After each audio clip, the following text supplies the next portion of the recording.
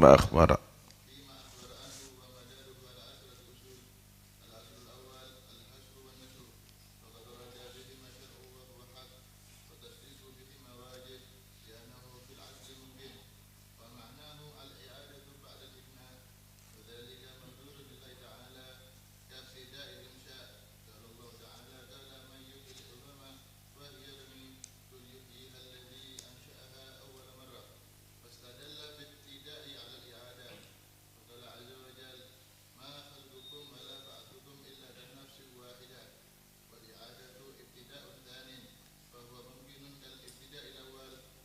بركة الأصلية. بسم الله والحمد لله والصلاة والسلام على رسول الله سيدنا مولانا محمد بن عبد الله وعلى آله وصحبه ولا حول ولا قوة إلا بالله. Laisa kamitslihi syai'. Tidak ada yang menyerupai Allah. Artinya Allah tidak sama dengan makhluk. Makhluk itu ada jauhar dan ada arad. Jauhar itu bentuk, arad itu bisa sifat daripada bentuk. Misal, ada manusia, ada bentuk. Kemudian manusia itu ada kecil, sifatnya manusia. Ada besar, ada kurus, ada gemuk, dan seterusnya. Manusia itu bergerak, manusia itu adalah berhenti, dan seterusnya. Itu adalah arad. Arad itu muncul daripada bentuk. Allah adalah tidak sama dengan makhluk, yaitu bentuk dan juga arad. Termasuk daripada yang harus kita imani, yaitu Allah itu tidak bisa dibatasi oleh arah. Karena itu hanya terjadi pada makhluk. Saudara, ada arah yang disebut atas dan bawah. Ada kanan, ada kiri, ada muka, ada belakang. Arah atas yaitu kepala ke atas. Ini atas namanya. Bawah, kaki ke bawah, turun ke bawah. Atas, kepala naik, ini namanya atas. Bawah, kaki turun, itu namanya bawah. Allah subhanahu wa ta'ala tidak di atas dan tidak di bawah. Kenapa? Kalau dikatakan ada atas dan bawah berarti ada bentuk dong, sama dengan makhluk. Paham nih ya? Begitu juga kanan dan kiri. Allah ciptakan dua tangan pada manusia. Tangan kanan biasanya yang lebih kuat daripada tangan kiri. Yang kanan ke samping, tangan yang kanan ke samping, tangan yang kuat ke samping namanya kanan. Tangan yang membantu yang tangan kuat ke samping namanya kiri. Lah kalau ada dikatakan kanan dan kiri bagi Allah subhanahu wa ta'ala, berarti Allah berbentuk. Sedangkan Allah itu laisa bijauharin wala aradin. Allah itu tidak ada bentuk dan tidak ada sifat daripada bentuk. Kemudian ada muka, ada belakang. Muka itu yang berhadapan, Allah ciptakan mata. Muka itu yang berhadapan dengan mata. Mata, kemudian yang di hadapan mata yang namanya muka. Yang di belakang mata itu namanya belakang. Yang di sebelah namanya samping. Namanya samping. Lah, Allah Subhanahu wa taala tidak melihat seperti melihatnya kita. Sehingga kalau melihat ke belakang itu harus noleh. Maha suci Allah. Oh, kenapa? Karena ada bentuk berarti. Ketika di muka Allah, di belakang Allah, tidak demikian. Karena itu, bodoh sekali kalau ada orang menyatakan Allah itu ada di atas, Allah itu ada di samping, dan seterusnya, dan seterusnya. Karena sesungguhnya Allah yang menciptakan arah. Dari makhluk itu ada arah. Dari mana kamu bisa mengetahui timur? Dari terbitnya matahari. Dari mana kamu bisa mengetahui barat? Dari tenggelamnya matahari. Dari mana kamu bisa mengetahui utara dan selatan? Jika kamu menghadap ke tempat terbitnya matahari, arah kiri kamu adalah utara, arah kanan kamu adalah selatan. Allah ciptakan itu semuanya adalah untuk makhluk. Arah tadi itu bukan untuk dirinya. Bukan untuk dirinya Allah Subhanahu wa taala. Kemudian begitu juga hari Senin, hari Selasa, hari Rabu, malam Senin, malam Selasa, itu Allah ciptakan untuk makhluk. Zaman itu Allah ciptakan untuk ada sebelum, ada sedang, ada sudah. Perubahan itu untuk makhluk. Allah tidak pernah berubah. Allah yang menciptakan perubahan. Kenapa sekarang hari Senin? Ya karena tadi malam terbitnya fajar itu adalah menyelesaikan malam Senin. Sekarang masuk hari Senin. Dan nanti kalau sudah tenggelamnya matahari akan berubah menjadi malam Selasa. Itu tuh makhluk. Bukan untuk Allah Subhanahu wa taala. Karena itu tidak bisa Allah itu diserupakan dengan makhluk. Karena itu kalau manusia itu menyatakan istiwa misalnya dengan makna istiqrar, Allah itu tinggal. Tinggal itu saudara bisa sama dengan tempat, bisa lebih kecil daripada tempat, bisa lebih besar daripada tempat.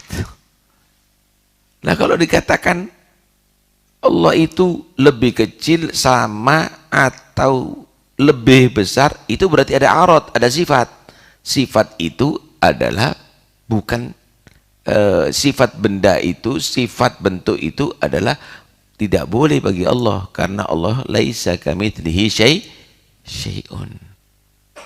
Karena itu berbahaya kalau orang mentafsiri segala sesuatu dengan otaknya. Loh kenapa kita berdoa, kita ajukan ke atas, ya Allah berikan aku rezeki, berarti Allah ada di atas, dan itu kiblatnya orang berdoa itu ke atas, sama dengan kiblatnya orang sholat ke Ka'bah. Bukan Allah tinggal dalam Ka'bah, itu kiblatnya kita. Itu kiblatnya kita. Loh kemudian kenapa Nabi SAW ketika Mi'raj kok naik ke langit menembus Sidratul Muntaha untuk bertemu dengan Allah? Kan berarti Allah ada di sana, ada Sidratul Muntaha. Keliru. Allah memanggil Nabi Musa untuk mendengarkan kalamnya ke Turi Saina. Apakah kalam Allah ada di Turi Saina sana? Bukan. Itu tempatnya Nabi Musa untuk mendengarkan kalam Allah. Maka Allah Musa taklima. Bukan berarti Allah tinggal ada di Turi Saina. Allah mi'rajkan Nabi Muhammad untuk bertemu dengannya bukan karena Allah ada di sana. Itu tempatnya Nabi Muhammad untuk bertemu dengan Allah, bukan karena Allah tinggal di sana. Sama dengan orang masuk surga melihat Allah, bukan Allah dalam surga. Itu tempatnya orang mukminin untuk bertemu dengan Allah, untuk melihat Allah Subhanahu wa ta'ala. Jangan dibalik. Hah? Jangan dibalik, berarti Allah ada dalam surga. Enggak. Paham ya? Karena itu banyak di sini orang mentafsirkan keliru, akhirnya mereka tadi itu menjadi Mu'tazili, Qadari, dan lain-lainnya. Yang harus kita tanamkan, Allah itu mukhalafatuhu lil hawadith, tidak sama dengan makhluknya. Kalau misalnya ada keterangan ayat yang tidak bisa diartikan dan akan bisa menyamakan, menyerupakan Allah dengan makhluk, di situ ada tawakuf, bukan urusan inti. Orang-orang dulu menyatakan, madhab salaf, dia menyatakan Allahu a'lamu bimuradi tafwid. Allah yang maha tahu dengan itu semuanya, dengan maksud itu semuanya, aku tidak tahu. Kelas. Dia tafwid. Ya? Sehingga mereka menyatakan, apa istiwanya Allah? Ada di arsy. Allah yang maha tahu, aku nggak tahu. Yadullah fawqa aidihim, Allah maha tahu, aku nggak tahu. Al-Hajarul Aswad yaminullah, Allah maha tahu, aku tidak tahu. Innallah yanzilu inda thuluthil akhir minal lail ila sama'id dunya, Allah yang tahu, aku tidak tahu. Tapi kita meyakini Allah nggak sama makhluk. Kenapa? Nuzul, su'ud, itu arad, itu sifat daripada benda. Dan Allah bukan bentuk dan bukan benda. Itu yang harus kita yakini. Atau ditakwil gitu. Sebagaimana ahlul batil mentakwil dengan yang tidak laik, yang tidak layak dengan Allah, maka ahlul haq juga mentakwil dengan yang laik dengan Allah. Paham ya? Atau ditakwil, oh, Allah itu istiwa kepada arsy, menguasai arsy. Oh, Allah itu turun ke langit dunia, bukan berarti turunnya seperti makhluk, tapi Allah itu menerima dan mendengarkan doa serta munajat ibadah orang di Qiyamul Lail, lebih daripada yang lainnya. Dan seterusnya dan seterusnya. Karena itu awas, hati-hati. Silahkan mentakwil, tapi takwilnya ahlul haq, sehingga tidak sampai kita menyerupakan Allah dengan makhluk. Kalaupun tidak, tafwid, Allahu a'lam bimuradi, itu jalur untuk selamat. Ya? Jalur untuk selamat. Disinilah ahlus sunnah wal jamaah benar-benar teliti dalam masalah ini dan hati-hati, sehingga tidak sampai berpendapat dan berkeyakinan sebagaimana ahlul bid'ah. Taib.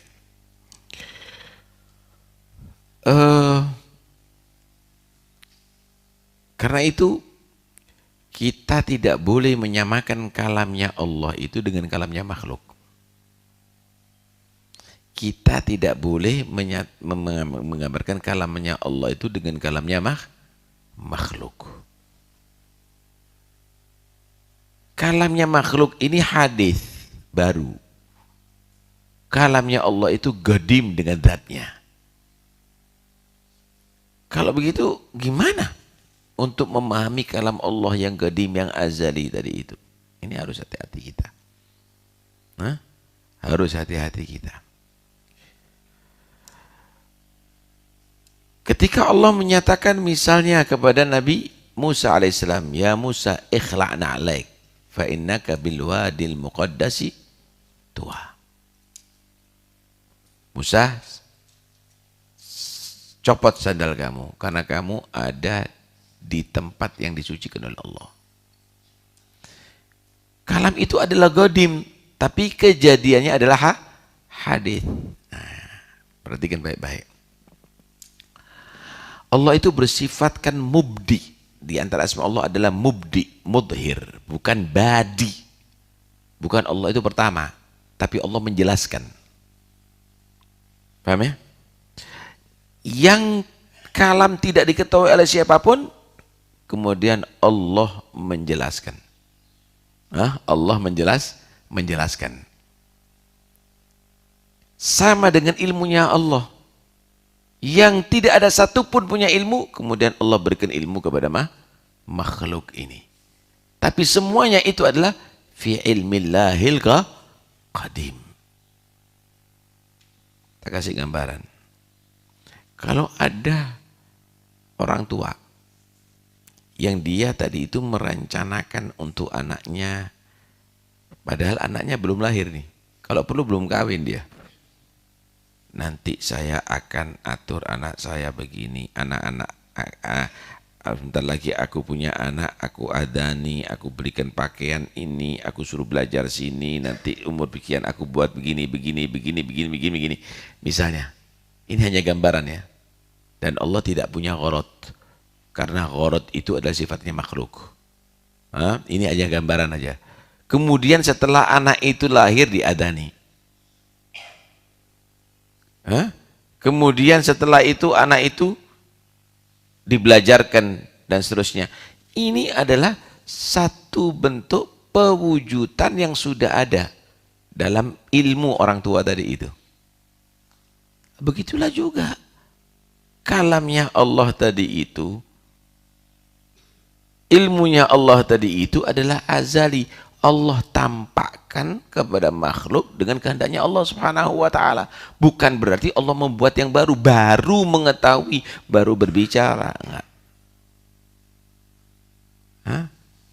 Karena itu tidak bisa disamakan zatnya Allah dengan zatnya makhluk, sifatnya Allah dengan sifatnya makhluk, kalamnya Allah dengan kalamnya makhluk, penglihatan Allah dengan penglihatan makhluk, pendengaran Allah dengan pendengaran makhluk, nggak bisa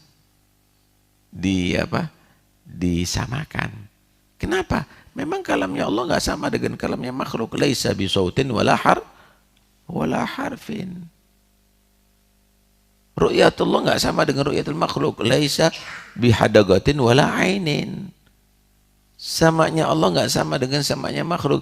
Laisa biudunin, dan seterusnya. Terus bagaimana kita? Inti yakini. Kamu yakini. Kenapa? Itu bukan wewenang kamu, zona terlarang. Zona terlarang. Bagi kamu, hendaknya kamu tadi itu membereskan diri kamu untuk taat kepada Allah. Jadikan mata kamu melihat yang hak, melihat yang ridho Allah, dan menghindari yang dilarang oleh Allah. Begitu juga telinga, kaki, dan semuanya. Adapun untuk membicarakan kepada Tuhan, itu zona terlarang. Karena itu, ketika manusia berbicara masalah takdir, idza dzukral qadar fa amsiku. Itu zona terlarang. Diam. Enggak usah kamu pikir. Ketika mau berpikir kepada Allah, tafakkaru fi khalqillah wa la tafakkaru fil, silakan Anda berpikir terhadap makhluk. Itu zona terlarang. Untuk berpikir kepada Allah. Segala zona terlarang, jangan Anda coba-coba masuk. Maka Anda akan menjerumuskan diri dalam bahaya. Ente yakini aja.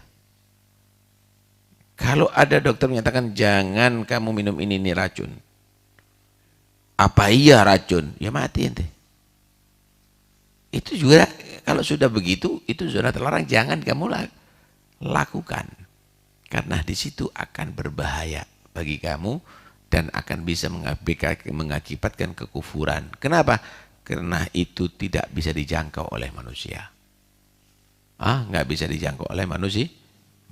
Mudah-mudahan insyaallah kita bisa mengetahui itu semuanya, dan mudah-mudahan insyaallah Allah berikan kepada kita ilmu yang manfaat dunia sampai akhirat insyaallah, dan menjadikan tetap ahli sunnah wal jamaah sampai akhir hayat kita. Amin ya rabbal alamin.